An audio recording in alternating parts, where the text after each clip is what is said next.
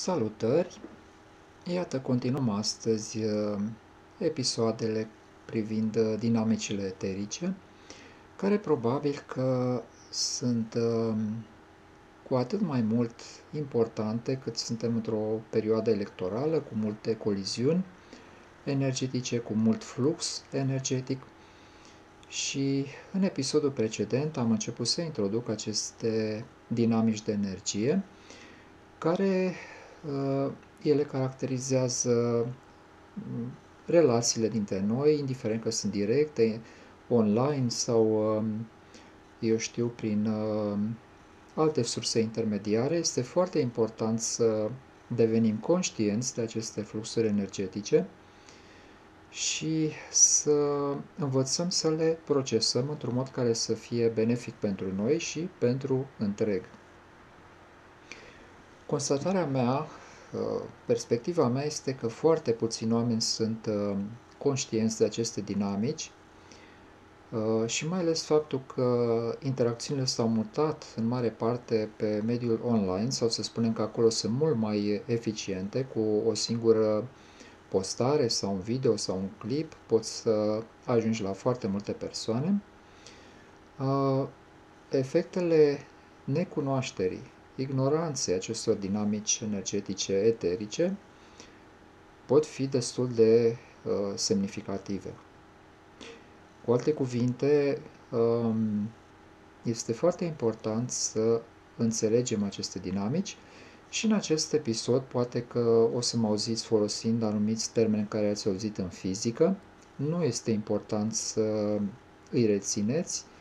De fapt, tot scopul acestor episoade este să vă ajute să vă creșteți conștiința, da? Să conștientizați din ce în ce mai mult și cu o anumită cunoaștere să folosiți ceea ce conștientizați pentru cel mai înalt bine al vostru și al tuturor. Da? Nu este vorba de a ne încărca memoria cu foarte multe chestiuni. Important este ca toate acestea să se transforme într-un mod de viață. Da? Foarte multe conexiuni sinaptice pe care noi le avem proiectate nu sunt folosite, da? Și atunci, văzând ceea ce vă spun eu aici, auzind ceea ce vă spun, eu și alte surse, bineînțeles, că nu sunt eu singurul, este important să vă deschideți aceste percepții, să deveniți mai conștienți și mai prezenți și astfel acele circuite se amplifică din ce în ce mai mult și vor fi surprize frumoase, veți percepe mai mult decât percepeți acum acele așa numite extrasimțuri, dar care în realitate sunt daruri pe care fiecare om le are. Da? Bun, am făcut această mică introducere și am să vă spun structura pentru astăzi. În episodul trecut am văzut despre emisia energiei, despre recepția energiei, cum putem emite pe chakre, cum putem să ne dezvoltăm simțurile privind recepția energiei, cele trei stări de creație, de echilibru și de distrugere a energiei. De fapt, energia nu poate fi distrusă. Sensul de a distruge înseamnă de a recrea, de a cum se reîmprospătează ecranul de la telefon, da? Se reîmprospătează de fiecare dată, vechea imagine este dizolvată pentru a putea crea noua imagine, da? Bun. Acele stări, Brahma, Shiva, Vishnu, care le putem găsi în anumite scrieri orientale, vedice. Eu nu mi-am, cum să spun, deși am studiat foarte mult, la un moment dat m-am oprit când am simțit că este suficient pentru ca ceea ce am învățat să pot să combin cu propria mea călăuzire, cu proprii mei ghizi ce îmi transmit ei, propria mea inspirație, pentru că altfel ce se întâmplă? Riscăm să devenim baze de date. Sunt foarte mulți oameni care au studiat enorm, sunt baze de date, dar din acest motiv ei nu și-au dezvoltat prea mult propria lor intuiție, propria lor călăuzire, propria lor capacitate de a recepționa informație înaltă și de a o distribui într-o formă care să fie cât mai fidelă cu originalul. Nu acesta este scopul meu. Deci, există un echilibru, citim, ne creștem cunoașterea, dar după aceea trebuie să folosim acestea într-un mod practic, într-un mod de viață de la acel punct încolo, da? Iar asta este, eu mă plasez cu aceste episoade aici, între aceste două și mă deplasez și spre una și spre cealaltă, da? Dar atenție că aici este un alt lucru. Sunt multe mesaje care vă spun că totul e în interiorul vostru, că nu aveți nevoie de nimeni. Acest lucru din cel mai înalt punct de vedere este adevărat, dar câți manifestă acest nivel de evoluție în care să acceseze totul prin interior? Și chiar maiștri înălțați discută între ei, se sfătuiesc, pentru că la acel nivel de evoluție noi toți suntem una. Și atunci, de fapt, nu accesezi ceva din exteriorul tău, accesezi un alt aspect al divinității, da? Care este în tine, este în oricine altcineva, da? Bun, și am să introduc aici niște termeni. Deci, cam ce învățăm noi în acest episod? Învățăm, în primul rând, să deflectăm. Ce înseamnă a deflecta? Înseamnă să a ricoșa. Cred că e cel mai bun termen. Sunt energii care vin spre noi, care anumite surse vor să le transmită către noi, dar noi nu avem nevoie de ele, nu sunt benefice pentru noi și atunci putem face în așa fel încât ele să ricoșeze de noi și să se ducă acolo unde în univers cineva are nevoie de ele, da? Pentru că chiar și energiile pe care noi le considerăm negative, ele au un sens și un rol și pot stimula lecții de viață pentru alte suflete, da? Fiecare în contextul pe care îl are, da? Apoi, transparența. Cum devenim transparenți? Asta e un nivel mai înalt decât deflecția, da? Vine energia către noi, da? Energie densă. Ce facem? Putem deflecta, să ricoșeze, putem însă să devenim prin detașare și pură observație, fără includerea de emoții puternice. Bine, suntem oameni, poate să fie mici vibrații emoționale, dar ideea este așa că atunci când suntem detașați și cu, să spunem, un anumit echilibru care nu declanșează emoții puternice, noi devenim transparenți pentru aceste energii. Cu alte cuvinte, le trec prin noi și nu ne fac niciun rău, da? Cel mult putem percepe că ele există, deci o anumită mică doză preluăm. Cât este informația? Informația este un procent foarte mic.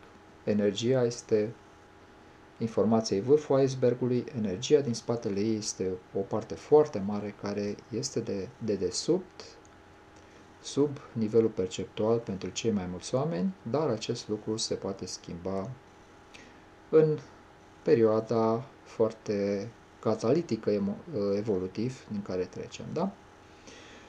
Bun. Ok, ce mai este pe aici? Să absorbim energia. Vedeți, uneori energia pozitivă, benefică, este firesc, ne dorim să o absorbim și o absorbim, da? Cei mai mulți dintre noi. Cei care au o rezistență, dacă energia aceea are vibrație foarte înaltă, o pot deflecta sau pot face tot felul de lucruri, da? Dar este uneori necesar să absorbim o parte din energia negativă. Am să vă dau un exemplu. Mergeți pe stradă și întâlniți un om violent, da? Să știți că nu tot ce întâlniți este o oglindă a voastră, așa cum vi se spune, sau nu în forma în care înțelegeți simplist acest mod. E posibil ca anumite teste să vi se dea, este posibil ca, cum să o spun eu așa, anumite suflete turmentate, ca să folosesc acest termen, să vină către voi, cumva ceva din ei este atras, da? Pentru că văd ceva, chiar dacă nu sunt conștienți și chiar dacă poate să pară agresivi, Ei de fapt vor să vadă ceva, ce e cu voi, ce e cu lumina asta, e ceva acolo, da? Pe de altă parte, dacă se apropie prea mult și aveți o vibrație foarte înaltă, e posibil să, așa cum am spus, să fie necesar să absorbiți o parte din această energie într-un mod care să nu vă facă rău. De exemplu, vine cineva și vă amenință, ok, discutați cu el calm, aplanați pe cât posibil, nu îi stimulați, să spunem, partea violentă. Și atunci ce se întâmplă? De regulă, celălalt, dacă vede că nu are cu cine să se lupte, de regulă, sunt și excepții, de obicei o lasă mai moale. Da? Eu am constatat cel puțin de multe ori acest lucru, când oameni supărați au venit către mine, într-un mod care, din punct de vedere strict tehnic, nu era, adică nu justifica o astfel de interacțiune, dar au venit și am vorbit calm cu ei, am trebuit să preiau o parte din energia lor densă, emoțională, și s-au calmat și au dat seama că nu este un dușman în fața lor, nu are ce să le facă rău, da? Și atunci s-au calmat. Bun, atunci absorbim un pic de energie. Unii un pic mai mult, depinde cât este ca să aplanăm. Dar putem face acest lucru, așa cum am spus, prin echilibru și calm, într-un mod care să nu ne facă rău. Dar atenție, nu putem păstra acea energie în noi. Trebuie să facem ceva cu ea și o să învățăm, o să vă spun în acest episod ce putem face, da? Ce alte fenomene Deci, transmutația energiei.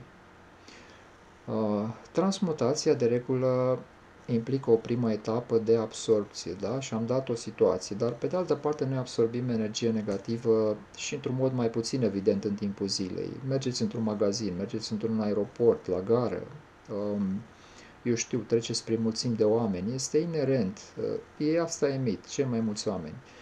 Energii legate de supraviețuire, de teamă, de, eu știu, tot felul de emoții dense, da? Unii furie, chiar alții tristețe și o mulțime de alte subdomenii ale emoțiilor dense, da? Am să fac o paranteză, am mai spus, dar unele lucruri le repet. Orice emoție, chiar și cele pe care le numim negative, este validă. De ce le numim negative? Pentru că dacă dorim să evoluăm, este necesar să ne vindecăm corpul emoțional, să revenim în echilibru, astfel încât să nu mai generăm aceste emoții. Dar atenție, asta nu înseamnă suprimarea lor. Și un mod iluminat de a trata emoțiile negative este să le recunoaștem, să vedem ce dar au aceste emoții pentru noi, pentru că ele sunt mesaje, da? Poate să fie un dar, de exemplu, să fim mai conștienți, să fim mai toleranți cu ceilalți, să reevaluăm anumite relații, dacă sunt benefice sau nu pentru noi, da? Și nu mă refer, atenție, pentru că se pune mare accent pe relațiile de familie, orice fel de relații, de serviciu, de vecinătate, de afaceri, de orice fel de relație, da? Orice fel de conexiune. Și după ce vedem acel dar al acelei emoții, o putem transmuta, dar nu înainte de a o conștientiza, dar trebuie să conștientizăm emoția, mesajul ei, lecția pentru noi, cum să procedăm și aici e necesară cunoașterea, bază de date, cum spuneam.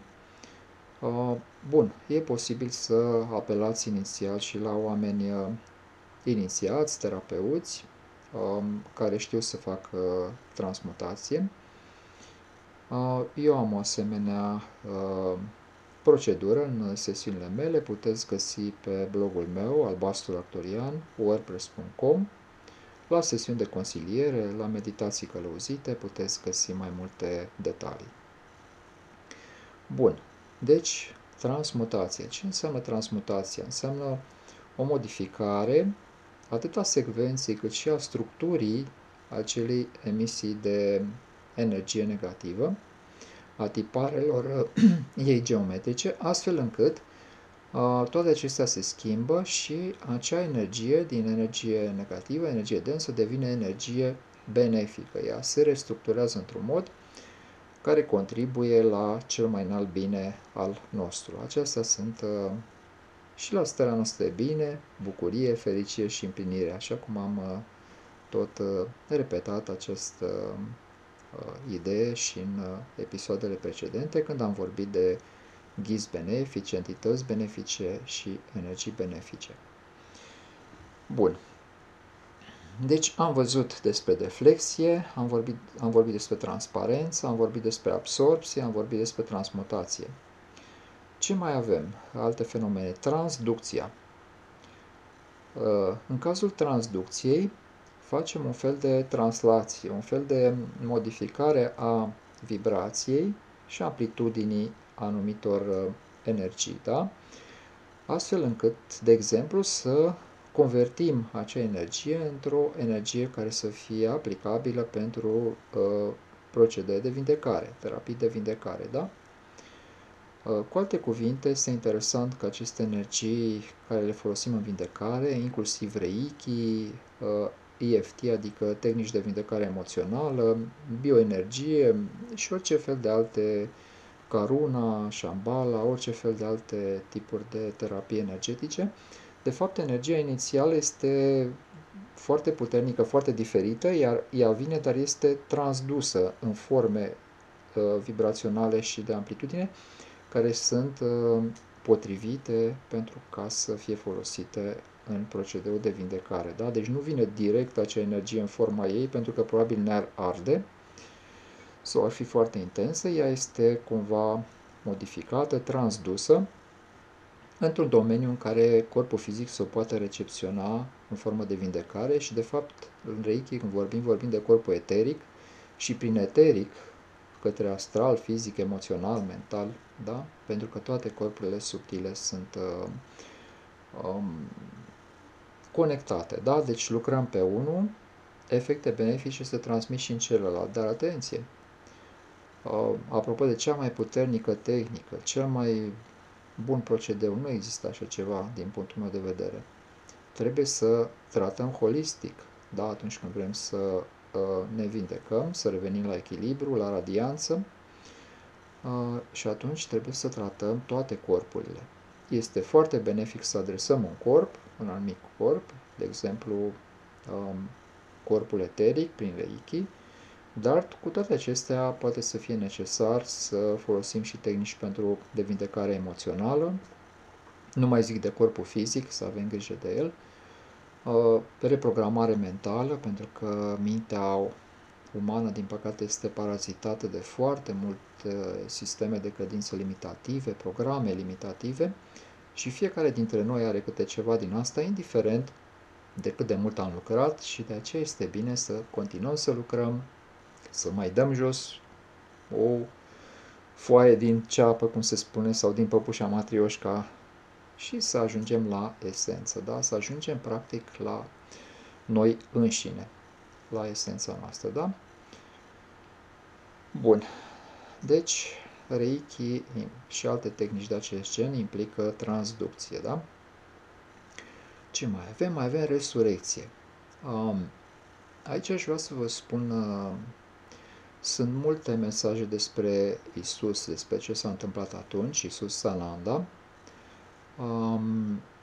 Eu nu vreau să vă prezint această versiune pe care vă spun acum, adică vă rog să studiați, să vedeți ce spun și alții, să folosiți propriile voastre metode, propria voastră intuiție pentru a determina unde este adevărul. Da? Isus nu și-a resuscitat acel corp fizic. El a venit după moartea sa fizică, da? El a revenit într-un alt corp, nu în acel corp fizic, da? Ideea este că au fost foarte multe și foarte puternice interpretări date acelui eveniment și au fost create și anumite, să spunem, drumuri paralele în cronica akashică, da? Pentru că există și linii secundare, dar cu foarte multă energie. Aceasta e interpretarea mea și de aceea o să vedeți alte surse precum Daniel Meroa în cărțile sale despre Isus. Acolo există o altă o altă versiune. Eu nu doresc să contrazic acea versiune, eu vă spun ceea ce știu din propriile surse și din propria călăuzire, da? Inclusiv Școala Misterilor Sananda și alte școli, da? Deci, până la urmă, nu este acest lucru important. Isus s-a resuscitat ca prezență, da? Și-a resuscitat corpul fizic, că a venit într-un alt corp, ca un fel de proiecție holografică, că a adunat materie și prin structura eterică, și-a atras rapid și a generat un corp fizic. Este mai puțin important. Importantă este resurecția, da? Corpul fizic este regenerat, după cum știți, celulele, dacă țin bine minte, la aproximativ 7 ani, totul este regenerat. Dar aici dacă vorbim despre ascensiunea fizică,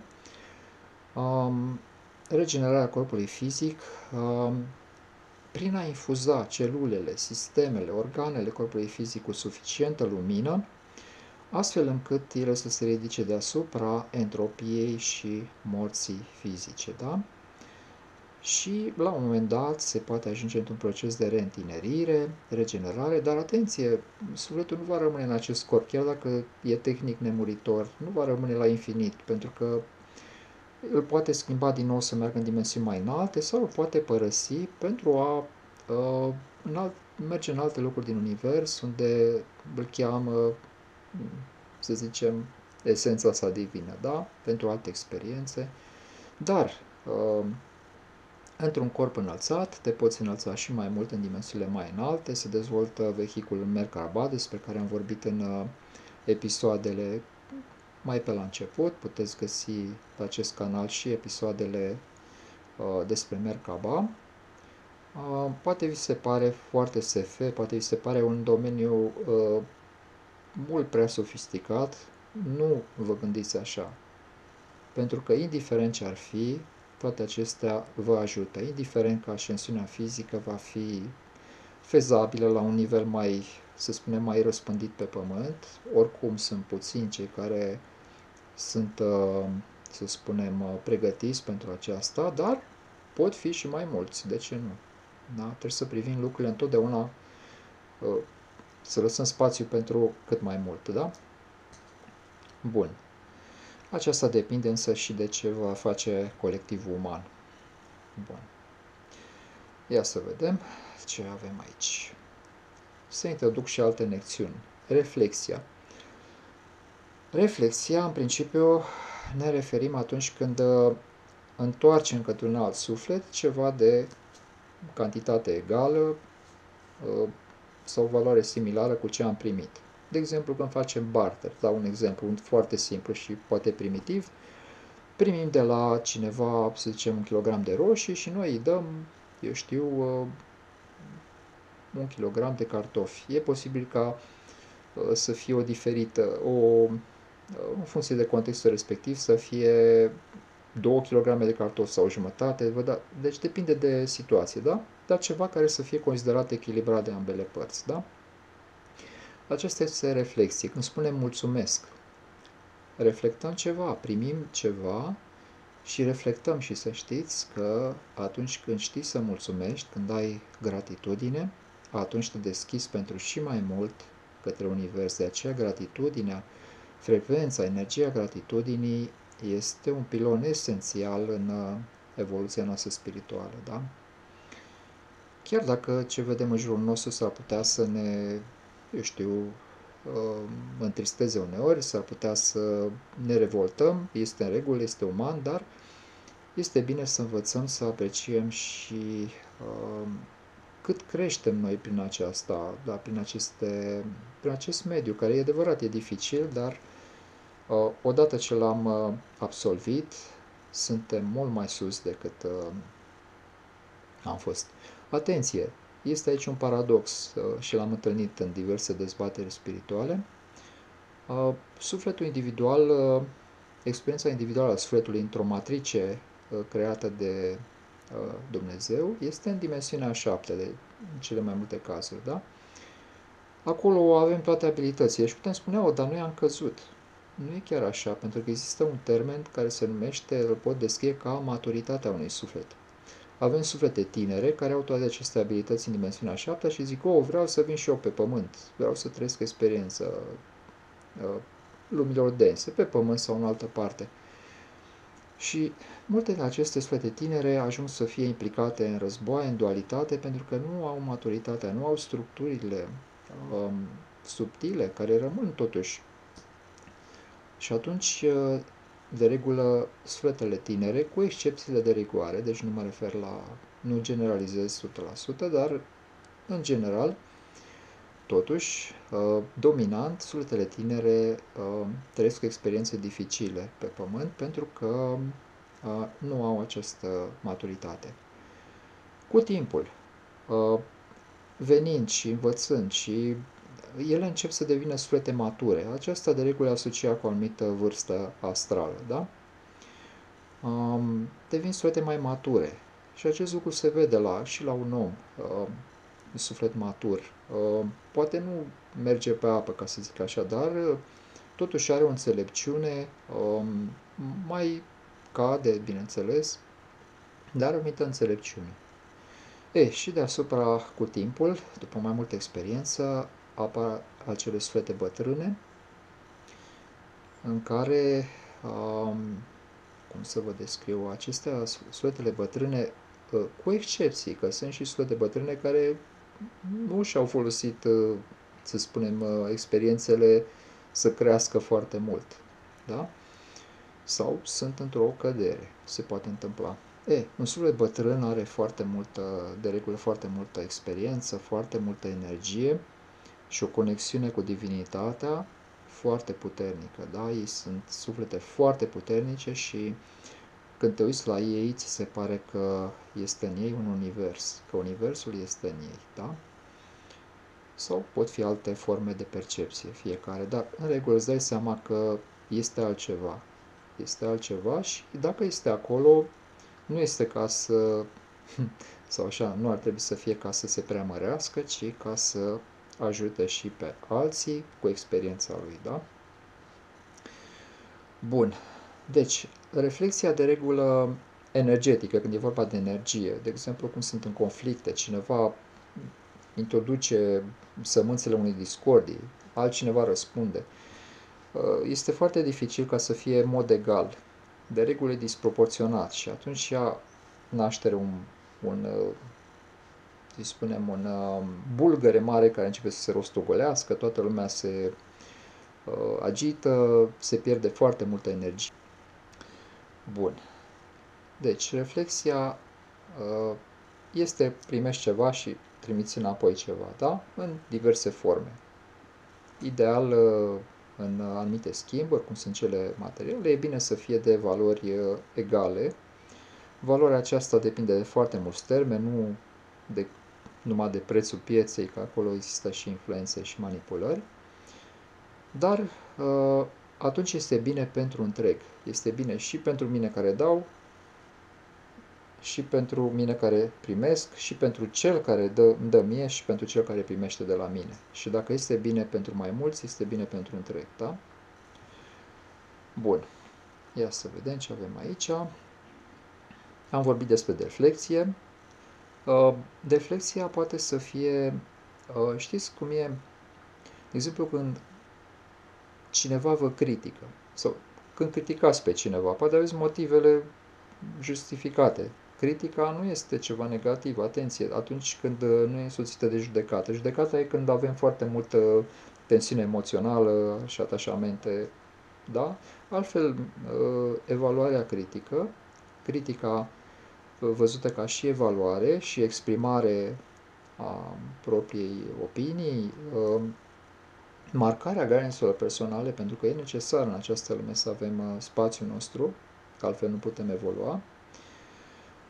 Deci, criticați pe cineva și acea persoană pare neafectată, schimbă vorba, face și un semn cu mâna. Aceste lucruri se reflectă în aură, să știți, într-un anumit mod și energia care duce spre ei ricoșează de ei și se duce, eu știu, în altă parte, da? Acesta este un mod de a deflecta, de a ricoșa. Refracția. În cadrul refracției, ca și dinamică energetică, noi primim acea energie, deci nu e ca și deflecția unde o ricoșează, primim ceva din ea, o modificăm, da? Și apoi o lăsăm să meargă mai departe. Acest lucru se poate întâmpla, de exemplu, când sunteți într-o structură ierarhică, într-o corporație, să zicem, și șeful cel mare vine la voi și dă de pământ cu voi. Voi sunteți șeful unui departament, că vă duceți la cei care sunt în subordinea voastră, ați putea alege, de exemplu, fie să amplificați, să dați și mai rău de pământ cu ei, sau puteți alege o altă formă care să-i stimuleze o formă mai pozitivă, da? Da? Și atunci ați modificat ceva din ceea ce a fost trimis către voi. Ați refractat. Da? Ați primit între voi, ați modificat un pic, așa cum e refracția într-o prismă, da? Și apoi ați dat mai departe, da? Bun. Ia să vedem. Difracție. Difracția, în general, se referă la disiparea energiei negative. Primim energia negativă, absorbim ceva și cum să o disipăm? Sunt multe moduri. Se poate disipa prin mișcare fizică, da? Se poate disipa prin simțul umorului, prin umor. Cum se spune, să faci haz de necaz. Da? Sunt două variante prin care poți disipa energia negativă. Ori să o arzi în eforturi fizice, ori prin simțul umorului și mai sunt și altele, da? Le puteți cerceta. Amplificare. Da?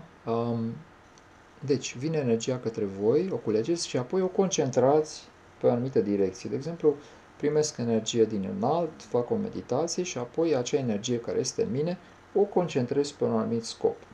Aceasta înseamnă a amplifica energia. Bine, se poate numi în diverse moduri și important este să înțelegeți aceste dinamici, nu să rețineți exact cum se numesc, le puteți denumi cum doriți. Da? Ideea este că acea energie vie către voi și adăugați propria energie, propria intenție, propria concentrare și atunci o amplificați și o și focalizați într-o anumită direcție. Da? Bun. Ia să vedem ce mai este pe aici. Vedeți că nici eu nu stau să memorez baze de date, dar știu exact ce scrie în ele, numai că am nevoie totuși să păstrez o anumită structură. Da? Ok, ia să vedem. Despre deflectarea energiei. Am vorbit despre deflectare, da? Am vorbit despre deflectare ca și ricoșeu. Da?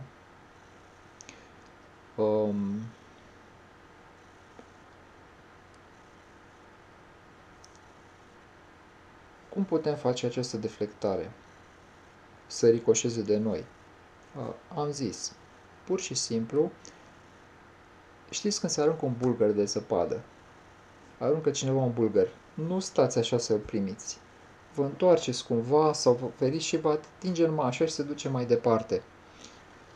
De regulă, acest lucru puteți să vedeți la o persoană atunci când schimbă vorba. Da?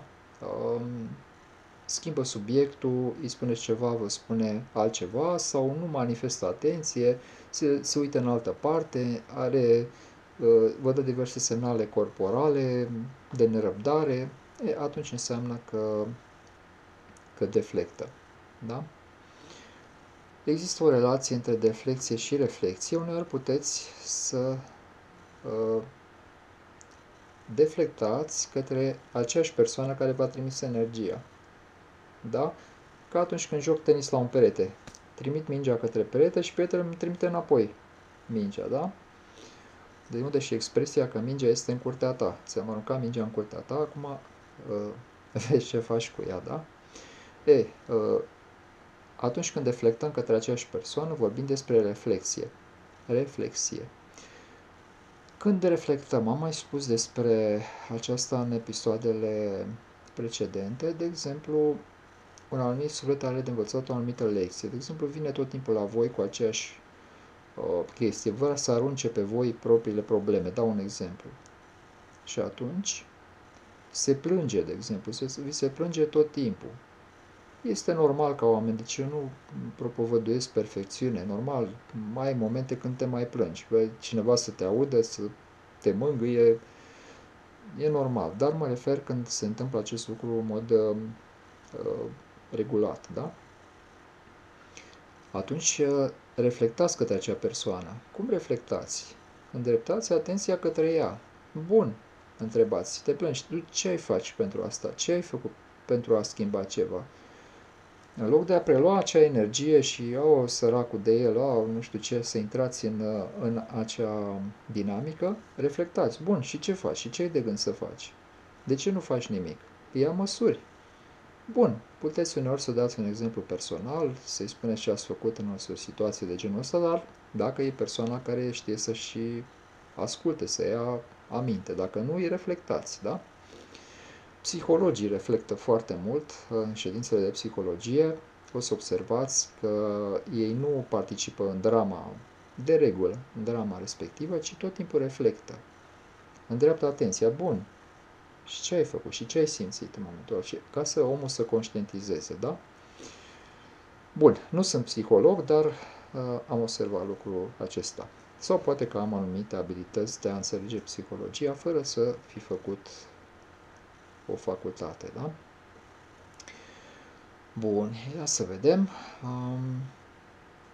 Da, despre deflexie, acest lucru v-am spus cum îl puteți vedea, vorbiți cu o persoană și acea persoană pare că nu dă importanță, că nu este afectată de ceea ce îi spuneți, înseamnă că pur și simplu deflectă, da?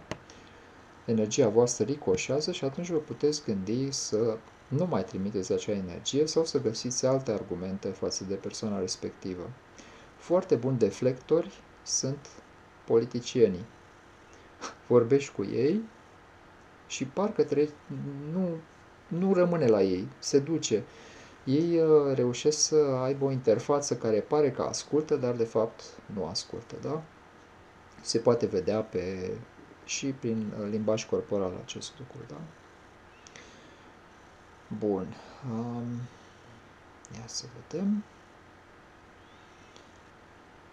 Am vorbit despre deflecție, deci dacă primiți o anumită energie negativă și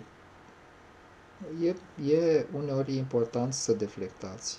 Atunci când energia negativă nu o puteți primi pur și simplu, nu este benefic pentru voi, da, puteți la rândul vostru să folosiți deflexia, să schimbați cuvântul, să schimbați vorba, să vă deplasați atenția atunci când o persoană insistă și insistă și insistă cu aceleași lucruri, fără ca să se vadă o speranță ca situația respectivă să evolueze, da?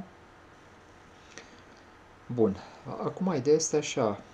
Din punct de vedere cel mai înalt, deflexia nu este cea mai înaltă, să spunem, cea mai spiritualizată procesare a energiei. De ce? Pentru că acea energie negativă care a fost transmisă către voi și ați deflectat-o, a ricoșat de voi, continuă să meargă prin univers. Atenție!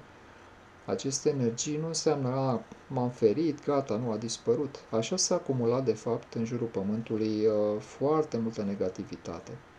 Este adevărat că unele forme gând sau emoții se mai și disipă, dar există totuși niște teme limitative pe care subconștientul colectiv uman este foarte, hai să spunem, conștiința colectivă umană este foarte direcționată pe supraviețuire, control, frică și alte emoții dense, da? Și atunci ele sunt întreținute. De fapt, o parte foarte importantă a barierei de frecvențe din jurul Pământului, a coliviei, este creată de oameni înșiși. De aceea, eu când aud că vor fi arestați iluminati, că au fost înlocuiți cu clone, că tot felul de povești de genul acesta, care, după părerea mea, cam 10% sunt reale, una din 10, mă amuz într-un fel, pentru că să zicem că îi luăm pe toți de aici, dispar. O să vedeți că oamenii care rămân, pentru că acești oameni iluminați ăștia sunt foarte puțini, nu sunt atât de mulți, ei și-au creat o structură de dominare și control, dar ei înșiși nu sunt atât de mulți cei importanți.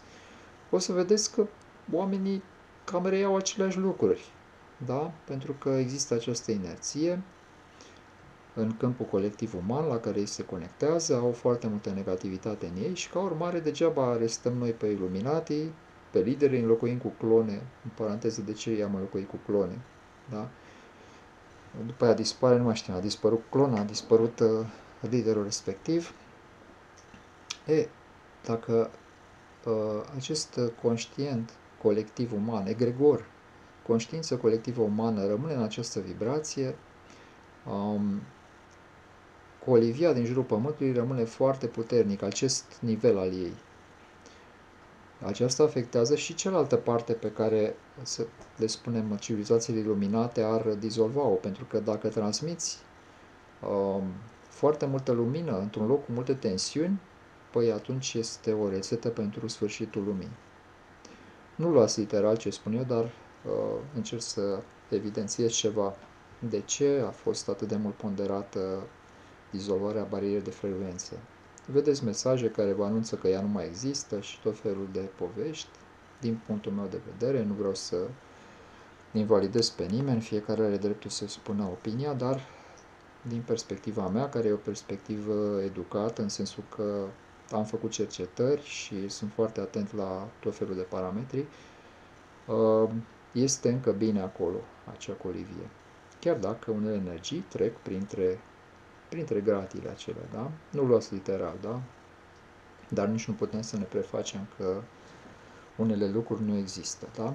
Ele sunt acolo și se pot transcede, atenție. Deci, din punct de vedere spiritual, poți să găsești breșe, să-ți creezi, hai să spunem, găuri de vierme prin bariera de frecvență, da?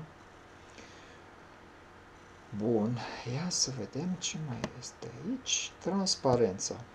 Am vorbit despre transparență, am spus despre deflexie că nu e neapărat cel mai înalt mod de a procesa, dar totuși este foarte practic deseori, pentru că energia negativă pe care noi am deflectat-o continuă să se ducă pe undeva, da? Și lovește pe altcineva care într-un moment mai vulnerabil, mai slab, poate fi afectat și oricum contribuie la marea movilă colectivă de densitate, da? Deci am zis că putem să fim transparenți, da? Dacă suntem transparenți, nu amplificăm acea energie, sunt șanse mai mari, deci ea trece prin noi, sunt șanse mai mari ca ea să se disipe, da? Nu ne va afecta odată, pentru că atunci când ricoșăm este foarte greu să fie 100% ricoșeu, da? De fapt, eu avem o combinație, avem, să zicem că a ricoșat de noi 70% din energie, poate 10% am transmutat-o dacă suntem mai avansați și rămâne ceva, da, care ne afectează. Da? De aceea transparența este o variantă mai înaltă, deși și ea are problemele ei.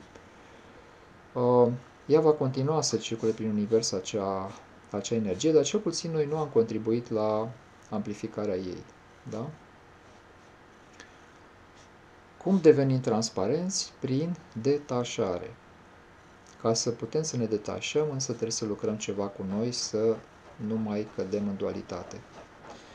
Absorpția. Deci, în unele cazuri, când este energie pozitivă, mergem la evenimente, eu știu, cu oameni de vibrație înaltă, medităm, ne conectăm cu aspectele înalte, primim energie, este foarte bine, da? Dar când este energie negativă, uneori este, așa cum am menționat, indicat să absorbim ceva din ea și sunt situații, de exemplu, când luați apărarea cuiva, este cineva care e mai vulnerabil. De exemplu, copilul. aveți copil, la școală unul mai mare care vrea să-l atace sau îl presează cumva și interveniți. Da? O parte din acea negativitate o absorbiți, da? Potoliți copilul respectiv, cel mai mare, inerent o anumită energie negativă o preluați ca să nu ajungă la copil și atunci este ceva indicat, da? Dar am spus, după aceea trebuie să faceți ceva cu acea energie, chiar dacă o preluați prin calm și prin potoliți factorul agresiv, perturbator, este necesar după aceea să faceți ceva cu acea energie, da? Să mergeți la cineva, să vă ajute să o transmutați sau dacă aveți posibilitatea să o transmutați voi înșivă, foarte bine, da? Bun, puteți disipa acea energie cu simțul umorului, ridicați greutăți. Deci ați proteja pe cineva care ar fi mai vulnerabil, da? Uneori se numește, când sunt lucruri mai, să spunem, mai critice, de exemplu soldații care se luptă pentru a-și proteja familia într-un război sau țară, se numește sacrificiu, dar în realitate să știți că sacrificiu, ceea ce înțelegem noi prin sacrificiu, este o iluzie. Nimeni niciodată nu vă va cere să dați ceva de valoare pentru a salva altceva. Dar în lumile noastre sunt create deseori astfel de scenarii în care pare că cineva s-a sacrificat. Cel mai mare exemplu este Isus. Isus nu s-a sacrificat în sensul în care îl înțelegem noi, da? El a ales o experiență foarte dificilă, dar nu a dat ceva pentru a salva altceva. Din punct de vedere mai înalt, acest lucru este o iluzie, da? Din punct de vedere sufletesc. Cu toate acestea, în lumile noastre, poate să pară că lucrurile stau așa. Da? Bun. Ia să vedem, să mergem mai departe. Avem transmutația. Transmutația, așa cum am spus, este un procedeu avansat. Auzind termenul foarte des, poate cumva s-a devalorizat, dar să știți că procedeul de transmutație este o bijuterie. El nu este indicat, nu e atât de simplu să spui, gata, transmut, să faci afirmații mentale. Asta este o chestie foarte periculoasă. De aceea transmutația nu este pentru cei care au un ego puternic. Deci transmutația nu este indicată pentru cei care au ego-ul mare. De ce? Pentru că trebuie înțeleasă energia, trebuie conștientizată, trebuie să o privești într-un anumit mod. Da, nu, aoleu, transmut, respir și transmut. Nu e atât de simplu. Și atunci este important să transmutați în modul următor. Deci ați preluat acea energie, ați absorbit-o, da? Trebuie rearanjată structura ei moleculară sau electromagnetică înainte de a o elibera. Pentru că altfel, ce facem? Este o refracție sau o deflecție, da? Ceea ce este un mod care poate fi practic, atenție, eu nu zic că nu sunt practice și uneori poate sunt indicate, dar nu sunt cele mai înalte niveluri și aici noi vorbim de un nivel înalt, da? Cum puteți transmuta? Este foarte important să fiți în iubire și compasiune atunci când transmutați. Deci, trebuie să privim cu iubire și compasiune acea energie și este posibil, de exemplu, să folosim energia negativă, care este destructivă în esență, într-un mod constructiv. Vă folosiți furia. Pentru ce? Puteți să o folosiți, bineînțeles, ripostând cuiva sau puteți să o folosiți pentru a vă împuternici, pentru a depăși, de exemplu, timiditatea, pentru a depăși, eu știu, pentru a vă recâștiga puterea personală. Da? Să o exprimați într-un mod în care să vă motiveze să luați unele decizii, da? Și nu mă refer la decizia de a riposta, ci la decizia de a face schimbări în viață, da? Acesta este un mod de transmutație. Bineînțeles, există transmutația mai înaltă, aceasta întotdeauna implică accesarea sinelor înalte. De aceea spun că nu este pentru oricine de la început, Dar oricine poate să învețe. Oricine poate să învețe să acceseze sinele înalte pentru a transmuta, da? Energia nu trebuie negată, da? Puteți deflecta, așa cum am spus. Cum puteți face o transmutație? Ca să simplific, nu știu cum să exprim eu într-un mod care să intrați în meditație, da? Sunteți într-o stare de iubire și compasiune. Dacă cineva v-a supărat, ok, vă îndreptați iubirea și compasiunea pentru voi, da? Pentru voi, că ați fost, a trebuit să absorbiți acea energie. Și atunci, invocați sinele înalte, invoc conștiința și manifestarea sinelor mele înalte și dumnezeiești pentru a mă asista într-un proces de transmutație. Mulțumesc, preibitele mele sine înalte și dumnezeiești. Și bineînțeles puteți invoca și alte ajutoare dacă vă simțiți confortabil. Am mai zis chestia asta, poate la început e bine să învățați de la cineva, să fiți în prezența unor persoane cu vibrație înaltă în timpul meditației, când faceți meditații, dar la un moment dat este bine să folosiți ajutoare, pentru că foarte multe lucruri pot să meargă mult mai repede. Este foarte multă negativitate pe pământ, densitate și ajutorul divin, prin sinele înalte și maestrii înălțați, maestrii luminii, poate să accelereze foarte mult lucrurile. De ce să mergeți, cum să spun, într-un picior când puteți să vă suiți într-o mașină, da? Pentru distanțe mari, mă refer, pentru lucruri importante. Maestrii luminii nu o să stea la fiecare pas pe care îl faceți să vă spună iau la stânga sau iau la dreapta. Vor fi lângă voi la fiecare pas pentru a vă călăuzi, dar trebuie să știți când să cereți ajutorul, da? Bun. Puteți apoi să invocați lumina aurie sacră, radiantă, a iubirii și compasiunii lui Dumnezeu, să vă infuzeze sufletul și ființa, fiecare celulă, organ, sistem al corpului fizic, fiecare corp subtil, și apoi să cereți luminii aurii să transmute, da? Este un procedeu,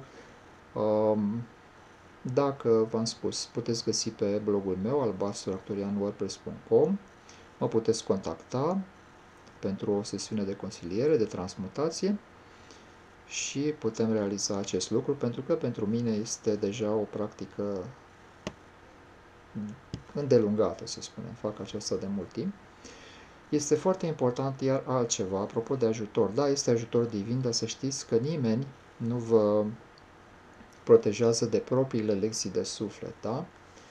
Veți fi asistați, se poate transmuta din negativitate, dar nu e ca și cum vin la tine și trebuie să dispară toate provocările mele, nu este așa. Ori la orice îndrumător mergeți, la terapeuți, ei fac ceea ce se poate face, preferabil și, bineînțeles, cu speranța, în acord cu voia lui Dumnezeu pentru voi. Dacă depășesc acest lucru, înseamnă că au dat ceva de la ei sau au luat ceva de la voi, ceea ce nu e în regulă. Da? De aceea este foarte important să folosim aspectele înalte, pentru că de acolo se vede foarte bine echilibru, cât până unde este optim să fie transmutat și cât rămâne pentru a fi integrat. Da? Bun. Apoi, transmutând energia densă în iubire, puteți să amplificați acea iubire necondiționată din interior, o puteți trimite către suflete din viața voastră care, de exemplu, v-au trimis către voi energia negativă. Poate cineva din familie, poate cineva de la locul de muncă, poate, eu știu, un lider politic, dau un exemplu, sau un șef de stat, sau oricine, puteți să transmiteți acea iubire către acea entitate fizică sau non-fizică și apoi puteți vizualiza cum se ridică într-o coloană de lumină aurie direct în inima lui Dumnezeu. Partea aceasta de vizualizare reprezintă 5% din proces, 50% și ne asigurăm că sunteți acordați cu procesul, dar nu mintea, atenție, nu mintea face aceste lucruri, asta e o mare eroare. Mulți oameni se concentrați prea mult pe vizualizare și neînțelegând că importantă este intenția și acordarea cu o lucrare ce se face din înalt, da? Nu se face din ego-ul nostru. Ego-ul nu se dizolvă, nu este omorât în chinuri, cum auzim uneori. Ego-ul trebuie să fie aliniat. Fiecare om are un ego, este important ego-ul, are un rol, de exemplu, ego-ul în marcarea spațiului personal, care e foarte important pentru fiecare om în această lume, dar ego-ul trebuie să fie aliniat cu părțile mai înalte, cu sufletul, spiritul, cu sinele înalte, da? Bun. Nu înseamnă ceva ascetic, deși la nivele înalte de evoluție poate să pară așa, ci înseamnă că aspectele noastre sunt aliniate pentru un scop mai înalt, da? Bun. Deci am vorbit despre transmutație. Ce mai avem aici? Redirectarea. Redirectarea aici este folosită într-un anumit termen. Nu este vorba de o deflexie, un ricoșeu. Primim energia, da? Și o, să zicem, energie pozitivă, da? Și o transmitem către unde este necesar. Am dat un exemplu chiar înainte. Am făcut o transmutație. Am amplificat iubirea din interiorul nostru și apoi ne gândim la, cum se spune, iertați-vă dușmanii, iubiți-vă dușmanii, da?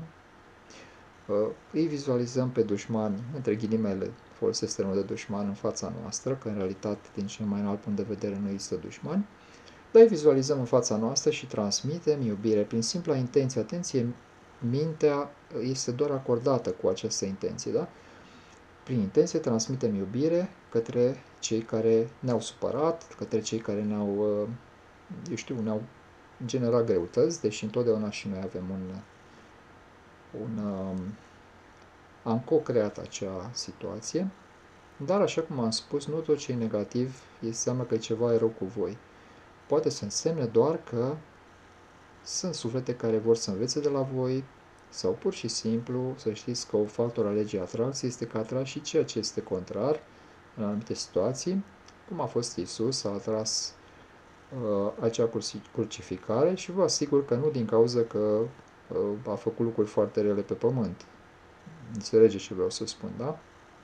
Pur și simplu, lumina lui nu a putut fi procesată de colectiv și, la un moment dat, a fost o cale de ieșire. El a preluat multă negativitate și a transmutat-o, a ajutat multe suflete să-și vindece karma pe pământ. Deci, Isus a transmutat foarte multă negativitate, dar nu s-a sacrificat pentru noi așa cum credem noi. Bun. Acum, ce facem când avem o energie negativă? Să zicem, preluăm o cantitate de furie, absorbim o cantitate de furie. Cineva furios ne-a văzut în calea lui și a găsit cu cale să ne spună vorbe de duh, să zicem. Da?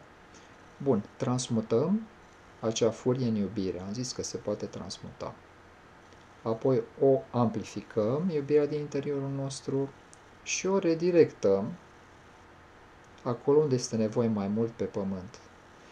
De aceea, când am aceste, să zicem, sesiuni de transmutație și le spun celor care vin la mine, vizualizați 2-3 persoane din viața voastră cărora doriți să le transmiteți această iubire, da? Persoane, preferabil cele care v-au generat greutăți sau persoane care sunt într-un moment dificil, din familie, de exemplu, care au nevoie de o astfel de infuzie.